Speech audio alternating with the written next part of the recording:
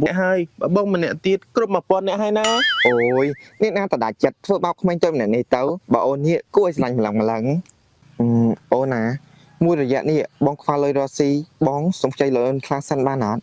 ខ្ចីអីទៅព្រោះថាពួកយើងនេះជាសង្សារនឹងគ្នាអនាគតទៅលុយអូនក៏ដូចជាលុយបងក៏ដូចជាលុយអូនហើយបងត្រូវការប្រមាណប្រាប់មកណាគឺបងត្រូវការ$1000ថាម៉េច1000មិនអីទេណា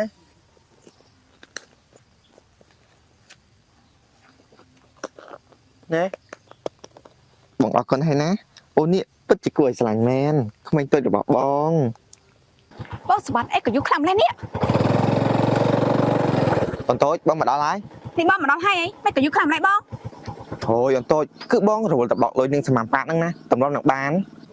សម្បត្តិពេលណាតើបងនេះឈប់តែតងជាមួយនឹងសមាប៉ាហ្នឹងអូនតូចពេលនៅមានលុយឲ្យយើងបោកយើងចេះតែបោកទៅពេលណាដែលវាអស់លុយបងតតក្បាលវាចោលហើយអត់តែប្រកាសកុំឲ្យតបងនេះទៅជាប់ស្នេហ៍នឹងសមាប៉ានោះបានទេអូយបងទៅជាប់ស្នេហ៍គេបានយ៉ាងម៉េចទៅបើសង្សារបងនេះជឿម្លឹង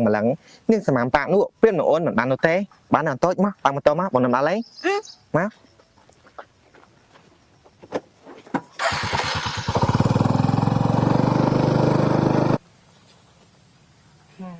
យើងក៏ចិត្តអស់លុយហើយបងសម្បត្តិក៏ត្រូវការលុយទៀត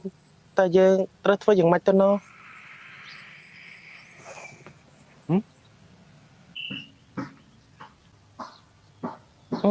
អ្នកណាអញ្ចេះ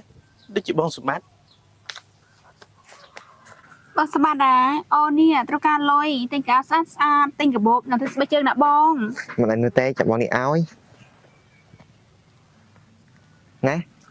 អរគុណណាបងសម្បត្តិនេះគឺជាអ្នកណាហ្នឹងសមានប៉ាគឺយើងជាសង្សារបងសម្បត្តិ